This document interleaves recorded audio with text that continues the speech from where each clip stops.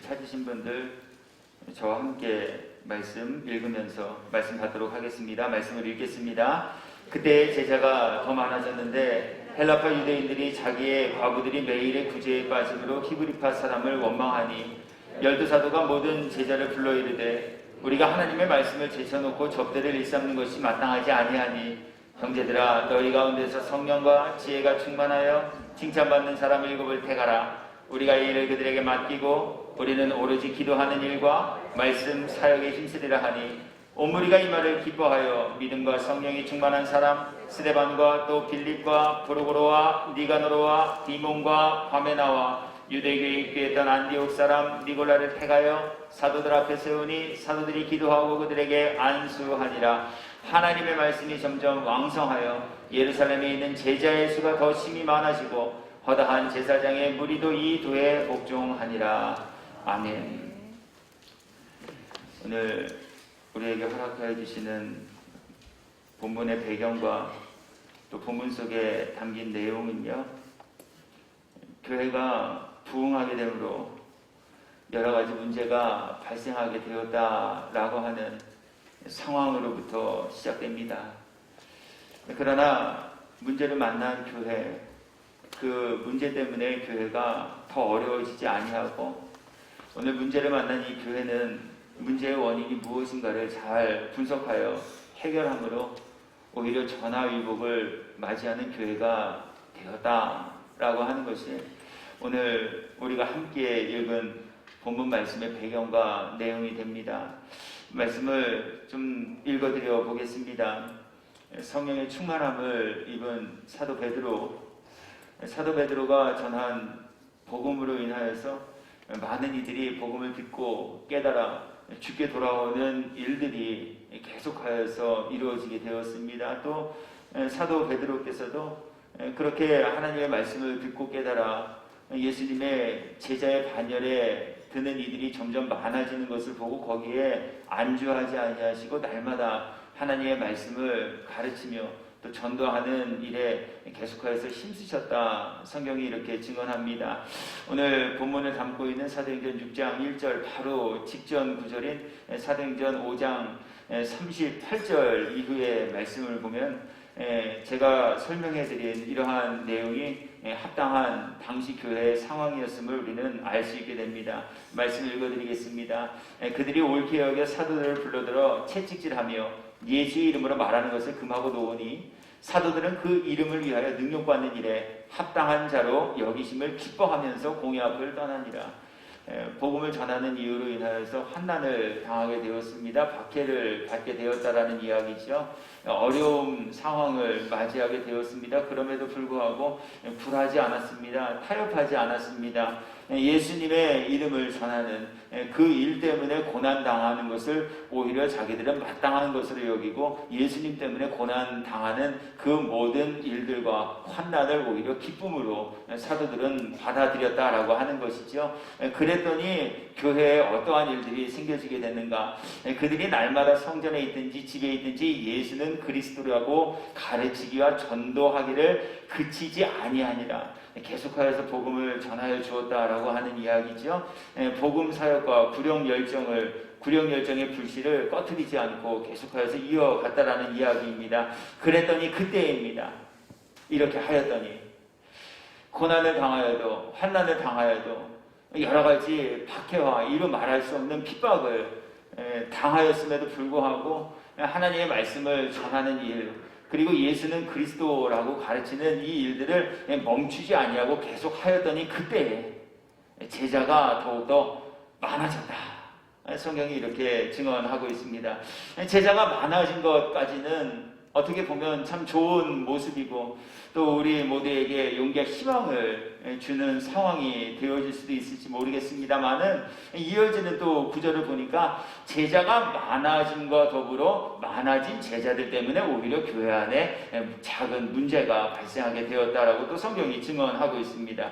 그때 제자가 더 많아졌는데 헬라파 유대인들이 자기의 과부들이 매일의 구제에 빠짐으로 히브리파 사람을 원망하니 교회 안에 피차간에 원망하는 불의와 이러한 일들이 생겨지게 됐다라고 하는 거예요.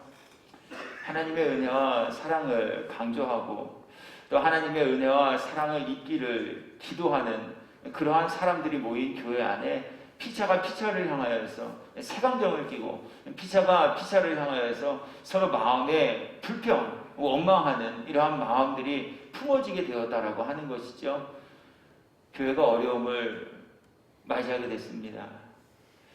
교회가 큰 위기 앞에 놓여지게 됐습니다. 그런데 오늘 성경을 보니까 이러한 위기를 오늘 초대교회는 지혜롭게 잘 해결하여서 오히려 이러한 위기 때문에 제시한 해결책으로 인하여서 교회는 더 부흥하고 교회는 더 성장하며 무엇보다 하나님의 말씀이 점점 왕성하여지며 구원받는 영혼이 날로 더하여지는 교회로 성숙하며 또 세워지게 되었다라는 것라고 성경이 증언하고 있습니다. 7절의 말씀이죠. 하나님의 말씀이 점점 왕성하여 문제를 만났지만 그 문제에 대한 해결책을 제시하고 또 함께 그 문제를 잘 헤쳐나가고 풀어나가게 되자 하나님의 말씀이 점점 왕성하게 되었다는 이야기예요. 예루살렘에 있는 제자의 수가 더 심히 많아지게 되었다라고 하는 이야기입니다. 뿐만 아니라 허다한 제사장의 무리도 그리스도 예수의 이름과 그 가르침의 도 앞에 복종하게 되었다라고 성경이 증언하고 있습니다. 오늘 초대교회가 당한 이러한 위기, 또 교회 안에 생겨진 피차 안에 원망하는 이러한 일들이 발생하게 된 이 상황을 그렇다면 성경은 왜 여기에 기록하고 또 우리에게 함께 나누게 하고 계실까라고 하는 거예요. 하나님의 감동으로 쓰여진 성경, 그곳에 왜 하나님께서는 우리와 전혀 다른 시대를 살고 있었던 또 우리와는 전혀 다른 지역에 있었던 이 초대교회의 이러한 이야기들을 여기에 기록하고 또 우리와 함께 나누게 하고 계실까라고 하는 것이죠. 오늘 이 본문과 또 초대교회가 당한 이 상황을 통해서 오늘 이 시대를 살아가는 그렇다면 저와 또 말씀 앞에선 여러분 모두에게 하나님께서 주시는 교훈 그건 무엇일까라고 하는 부분을 이제 우리가 함께 살피고 생각하면서 은혜의 시간을 나누려고 하는 것입니다. 먼저 하나님께서는 오늘 초대교회가 당한 이 어려운 상황 또 봉착한 위기 이러한 모습들을 우리들에게 보여주시면서 문제를 만난 것이 문제가 아니라 문제를 만났을 때 그 문제를 어떻게 해결하는가가 교회가 감당해야 할 몫이요 또 교회의 지체인 목사와 성도들이 해결해야 할 문제들이다라고 하는 것을 우리들에게 교훈하고 있습니다. 문제없는 인생 있나요? 보기에는 다 좋아 보일지 몰라요. 지금 우리가 모여있는 이 교회 공동체 안에서 혹시라도 여러분 마음속에 저 사람은 근심 없이 걱정 없이 사는 것 같아. 저 사람은 아무런 문제 없이 아주 행복하게 잘 지내는 것 같아. 라고 생각이 드시는 그 분께 예배가 끝나고 가셔서 한번 진솔하게 질문해 보세요. 아무런 문제 없이 살고 있습니까? 당신은 정말 매일매일이 소중하고 감사하며 기쁘고 행복하게 살고 있습니까? 아마 이 질문 앞에 네, 그렇습니다 라고 대답하리는 많지 않을 것이 분명해요. 아니 어쩌면 한 분도 없을 거라고 저는 생각해요. 좋아 보여요. 아무런 문제가 없어 보여요. 그러나 우리가 알지 못하고 보지 못할 뿐 그 사람의 속속들이와 그 내면을 잘 살펴보면 그 안에도 반드시 여러 가지 해결해야 할 문제 그리고 아픔 그리고 여러 가지 근심과 걱정하는 거리들이 많이 있음을 우리는 알 수 있게 된다라고 하는 거예요. 우리 인생은 이처럼 모두가 문제를 가지고 살아가는 존재예요. 그리고 이러한 문제를 가진 사람들이 모인 교회 공동체이기 때문에 더더군다나 교회 안에서는 문제들이 자주 야기되어질 수 있다라고 하는 거예요. 뿐만 아니죠. 사탄은 각 사람들의 마음속에 때로는 찾아 들어와서 교회의 문제거리를 유발할 수 있는 여러 가지 나쁜 마음과 생각들을 심어주게 됨으로 인하여서 교회의 문제를 발생하는 원인 그것을 제공하게 하기도 합니다. 이처럼 교회도 여러 가지 문제 그리고 여러 가지 위기를 만나고 당할 수 있다라고 하는 거예요. 여러분들이 흔히 상상하고 꿈꾸는 좋은 교회의 표본이라 여겨지는 그러한 교회도 여러분들이 직접 가셔서 그 교회의 구성원이 되어 그 교회에서 여러 해 동안 신앙생활을 해보시다 보면 그 교회도 나름대로 또 해결해야 할, 내가 정말 이상적인 교회다라고 여겨지는 그 교회조차도 교회 안에는 여러 가지 크고 작은 문제들을 반드시 가지고 있다라고 합니다. 그렇게 오늘 주님은 말씀을 통하여서 교회가 문제를 만나지 않는 것이 중요한 것이 아니라 이러한 여러 가지 크고 작은 문제를 만날 수밖에 없는 교회 안에서 교회가 문제를 만났을 때 과연 이 문제를 어떻게 헤쳐나가고 과연 이 문제와 위기를 어떻게 슬기롭게 대처하며 극복하는 것이 지혜로운 사람들의 모습인가라고 하는 것을 오늘 우리 모두에게 교훈하시며 또 그 내용들을 우리들에게 말씀하여 주고 계시다라고 하는 거예요. 그렇다면 교회가 만난 이러한 위기 그리고 교회가 가지고 있는 여러 가지 크고 작은 문제들을 우리는 어떻게 지혜롭고 슬기롭게 무엇보다 하나님의 뜻과 방법대로 헤쳐나가며 해결할 수 있겠는가라고 하는 거예요. 저는 이제 성경의 또 다른 곳의 말씀을 통하여서 오늘 초대교회가 가지고 있었던 가장 구체적이고 드러난 문제인 이 원망이라는 문제를 해결하기 위해 주시는 그 해결책에 관한 내용들을 좀 소개해 드려보도록 할 것입니다. 먼저 성경은 빌립보서 2장 1절부터 4절까지의 말씀으로 가보려고 해요. 여기에는 교회 안에서 발생할 수 있는 크고 작은 문제 중 특별히 원망이라는 이러한 문제가 야기되었을 때 그러한 문제를 해결할 수 있는 그 대안과 방법이 무엇인가라고 하는 부분에 관한 교훈의 내용이 소개되어지고 있는데요. 말씀은 다음과 같습니다. 그러므로 그리스도 안에 무슨 겉면이나 사랑의 무슨 위로나 성령의 무슨 교제나 긍휼이나 자비가 있거든 마음을 같이하여 같은 사랑을 가지고 뜻을 합하며 한 마음을 품어 아무 일에든지 다툼이나 허영으로 하지 말고 오직 겸손한 마음으로 각각 자기보다 남을 낮게 여기고. 교회 안에 발생한 크고 작은 문제들, 특별히 교회 안에 피착 안에 생겨질 수도 있는 이런 원망이라는 문제를 해결할 수 있는 방법은 다른 것이 아닌 바로 겸손의 마음을 모두가 소유하고 겸손의 마음으로 모두가 거듭나는 것이 됨을 성경이 우리들에게 교훈하시며 또 말씀하여 주고 있습니다. 그 겸손은 어떠한 겸손입니까? 같은 사랑을 가진 겸손입니다. 뜻을 합하여 한 마음이 되어지는 겸손입니다. 무엇보다 구체적인 겸손의 모습과 그 증거에 대하여 성경은 다음과 같이 우리들에게 말씀하고 있는데요. 아무 일에든지 다툼이나 허영으로 하지 말고 오직 겸손한 마음으로 각각 자기보다 남을 낮게 여기고. 여기서 낮다라고 하는 것은 낮추는 이 낮다가 아니라 남을 자신보다 높게 여기는 이러한 행위의 모든 일체를 뜻하는 말씀이 됩니다. 보시기 바라요. 우리 상대에 대해서 언제 원망하는 마음이 생겨지게 됩니까? 상대가 나보다 못하다고 생각하기 때문에 우리 상대에 대한 원망의 마음들이 생겨지는 것 아니겠습니까? 나는 아니라고 해도 성경이 지금 그렇다라고 말씀하여 주고 있잖아요. 나는 무언가 열심히 하는데 상대가 나보다 열심히 하지 않는 것 같다라는 생각들이 우리들 마음속에 찾아오게 될 때 나보다 열심히 하지 않는 상대를 보면서 우리는 마음속에 원망이 생겨지게 되지 않느냐라고 하는 거예요.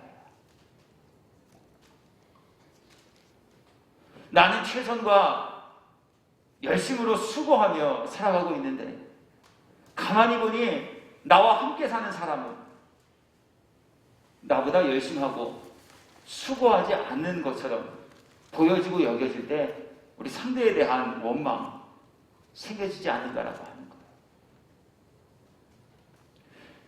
교회 안에서도 마찬가지예요.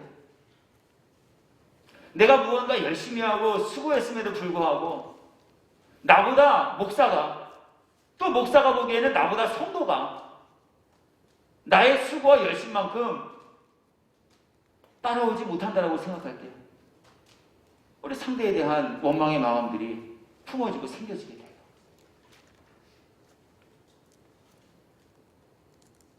더 나아가서 오늘 성경이 증언하고 있는 것처럼 상대를 나보다 못하다라고 여길 때, 배운 것도 없고 가진 것도 없고 수고하지도 않고 기여하지도 않고 노력하지도 않고 나보다 못하다고 여길 때,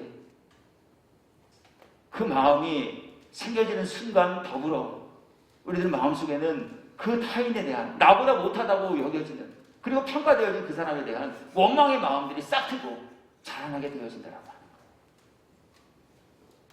그렇게 오늘 성경은 모든 일을 원망과 시비가 없이 하라라고 우리들에게 명하시면서, 모든 일에 원망과 시비가 없이 할 수 있는 그 일, 그 모습, 그 해결할 수 있는 방법은 다른 것에 있지 아니하고, 아무 일에든지 다툼이나 허영으로 하지 말고 오직 겸손한 마음으로 각각 자기보다 남을 낮게 여기면서 원망과 시비가 없이 하라, 이렇게 말씀하여 주고 계시더라고 하는 거예요.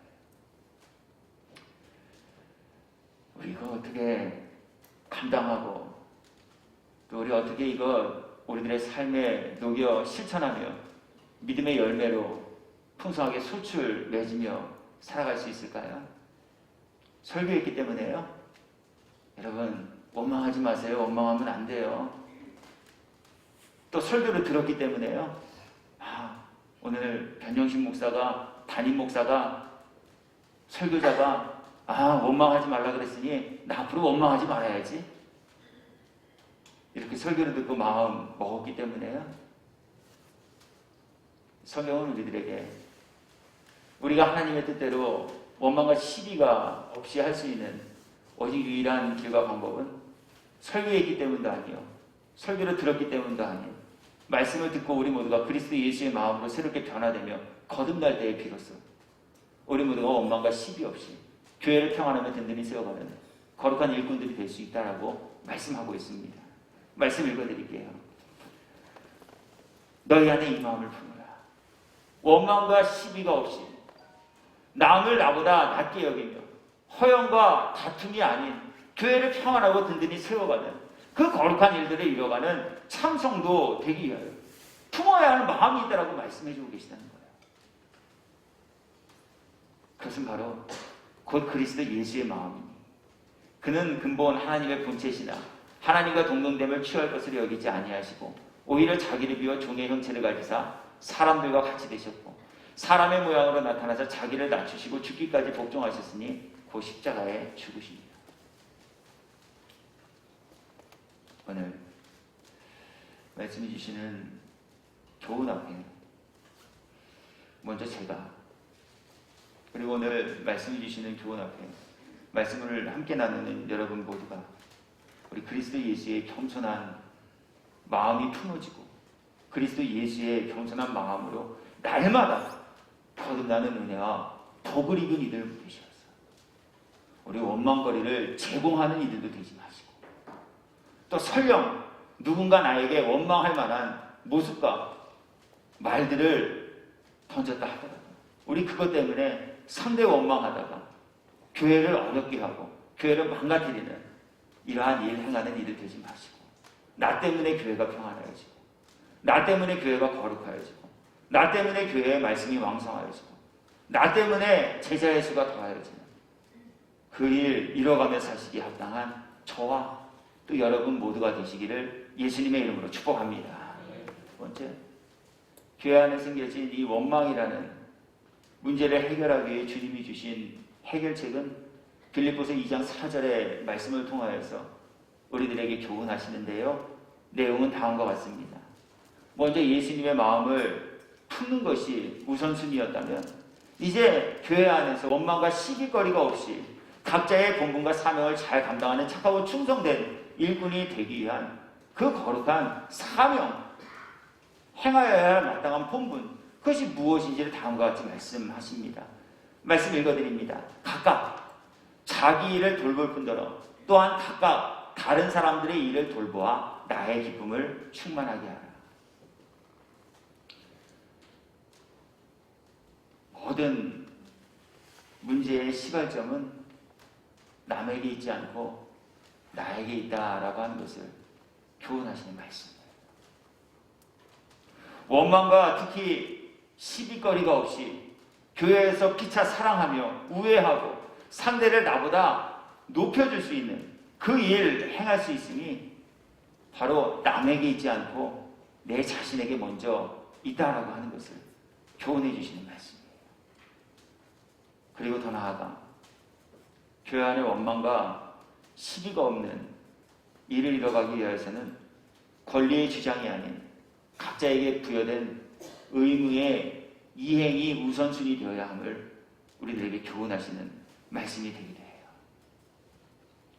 하나님은 하나님의 형상대로 사람을 창조하시고 사람들에게 마땅히 누려야 할 권리가 무엇인지를 말씀하시고 또 그 권리도 제정하여 주셨어요. 그러나 하나님은 말씀을 통하여서 우리 모두에게 늘 명하시며 교훈하시기를 우리들에게 부여된 목과 또 하나님의 말씀 위에 세워진 하나님의 사람과 성도로서의 마땅히 행해야 할 본분 중 우선순위는 권리의 주장이 아닌 의무의 이행이 있다라고 하는 것을 계속하여 우리들에게 교훈하시며 말씀하여 주고 있어요.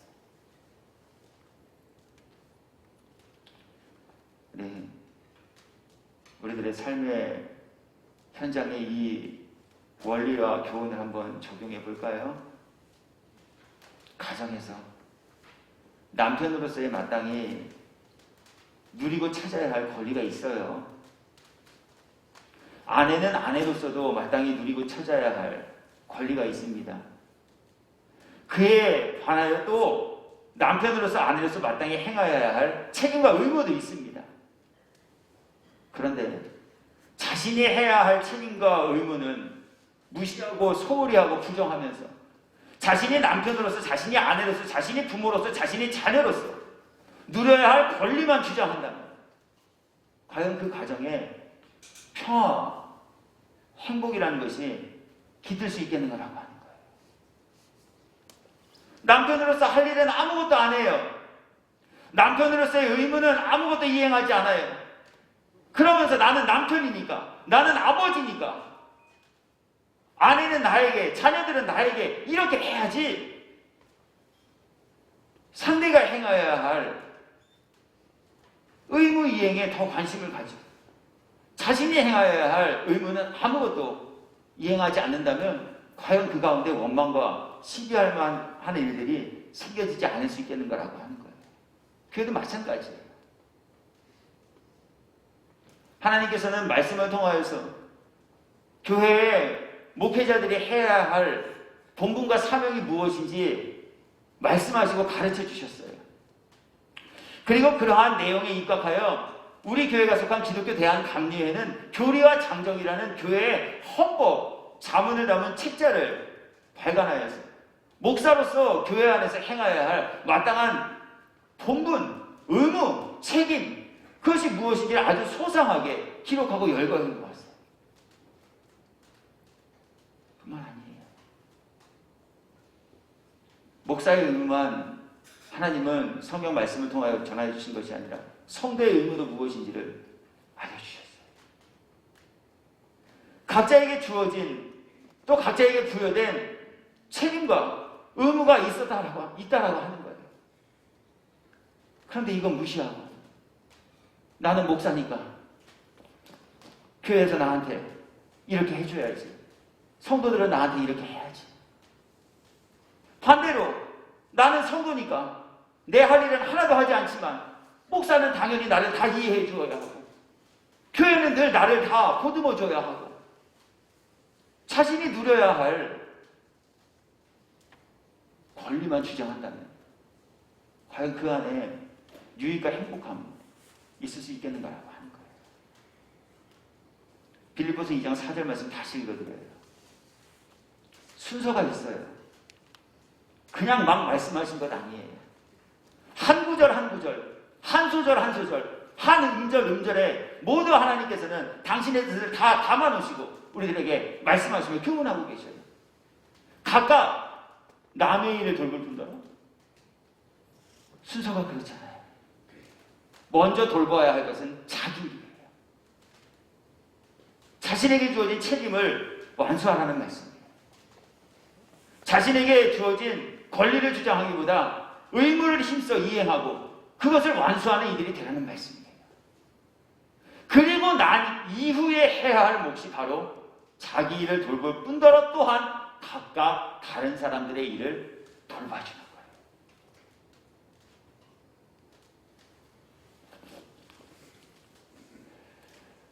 오늘 우리는 매년 연중 행사처럼 치러지는 당회와 구역회를 또 개최하고 진행하게 될 거예요. 저는 지난 한 주간 중 주일 저녁부터 시작하여서 수요일 저녁까지 3일간을 금식하면서 기도했어요.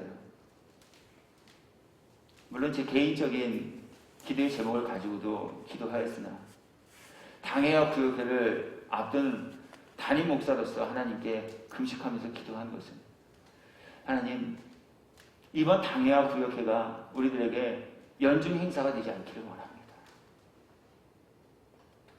당회와 구역회가 가진 그 의미가 무엇인지 우리가 다시 한번 좀 생각하고 하늘에 돌아보고 부족한 것이 있다면 그거 발견되고 지적받으면 기분 나빠하기보다는 하나님, 나 내년에는 더 잘하게 하기 위해서 이렇게 당회와 구역회 갖게 하셨구나. 당회와 구역회를 통해서 다시 한번 좀 잊고 살았던 또 의미가 조금 희석되고 퇴색되었던 자기의 본분, 자기의 책임, 그 무엇인지 다시 한번 좀 발견하고 올해는 내가 본분, 책임, 사명 이러한 것들인데 감당하지 못했구나. 내년에는 좀 더 열심히 잘 감당하여서 하나님의 기쁨, 또 교회에 유익을 주는 일꾼이 되어야겠구나. 하나님, 저에게 또 당회원들에게 또 구역회원들에게 이 마음이 품어지게 하셔서 정말 코로나 때문에 교회가 위기를 맞이하고 교회에 성도들이 출석하는 일이 점점 꺼려지고 그래서 교회가 여러 가지 운영에 어려움을 만날 수밖에 없는 이러한 상황 속에 다른 교회 얘기할 거 있나요? 우리 교회만이라도 정말 교회의 표어처럼 하나님 기쁘시게 해드리는 교회로 잘 세워져 가게 하시고 또 우리 교회 해결해야 할 몇몇 가지의 문제들이 있는데 하나님이 이거 지혜롭게 잘 해결하고 극복하여서 문제 때문에 오히려 퇴보하고 주저앉는 교회가 아니에요. 오늘 성경에 소개되어진 이 초대교회처럼 문제가 오히려 변하여 전화위복이 되는 그 은혜가 우리 교회에게 있게 해주십시오. 오늘 이 일 이뤄간 앞에 저도 여러분 모두께서도 바르고 온전하게 쓰임받는 하나님의 복된 도구들 되시어서